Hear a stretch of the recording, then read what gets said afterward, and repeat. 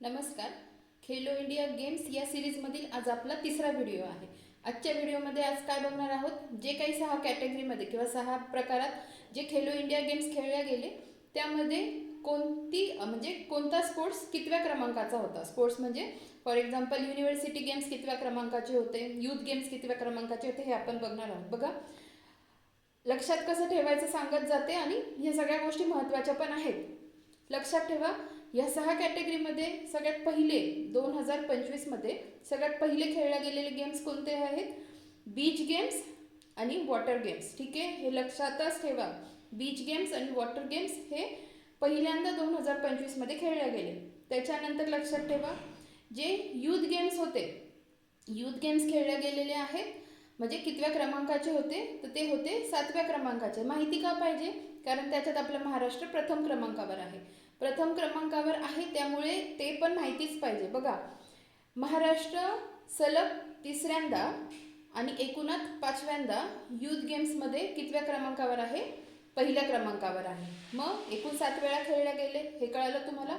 त्याच्यापैकी 5 वेळा तर महाराष्ट्रच आहे 1 क्रमांकावर.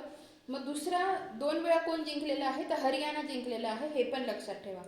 त्याच्यानंतर लक्षात ठेवा 5व्या क्रमांकाचे कोणते कोणते आहेत, तर युनिव्हर्सिटी गेम्स आणि विंटर गेम्स. एक तेवढं लक्षात राहील. आणि एक शेवटचं राहतं पॅरा गेम्स. ते कितव्या क्रमांकाचे आहे? तर 2ऱ्या क्रमांकाचे आहे. एकदा रिपीट करते, नीट लक्षात ठेवा. लक्षात कसं ठेवायचं?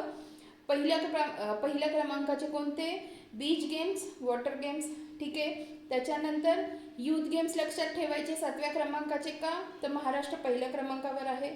त्याच्यानंतर लक्षात ठेवणार 5व्या क्रमांकाचे कोणते? विंटर गेम्स आणि युनिव्हर्सिटी गेम्स. आणि नंतर पॅरा गेम्स 2ऱ्या क्रमांकाचे आहे. बघा, हे सगळं लक्षात कसं राहत जातं, जेव्हा तुम्ही पहिल्या व्हिडिओपासून सिक्वेन्स लावून जेव्हा इथपर्यंत याल ना, तेव्हा तुम्हाला हा व्हिडिओ नीट समजेल. कारण एक फ्लो बसतो. मी प्रत्येकाच्यात वेगवेगळ्या पद्धतीने ट्रिक्स सांगत असते. एकदा तुम्हाला ते माइंडला सवय झाली की मॅडमने पहिल्या व्हिडिओमध्ये हे सांगितलं होतं, आता ही गोष्ट आपल्याला अशी लक्षात ठेवायची आहे, तर तुमचं खूप सोप्या पद्धतीने लक्षात राहील. त्यामुळे लक्षात नाही राहिलं तर पहिल्यापासून पुन्हा आता लक्षात ठेवायचा प्रयत्न करा.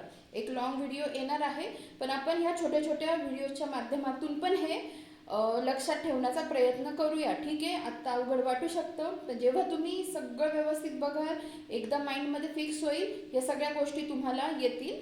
धन्यवाद.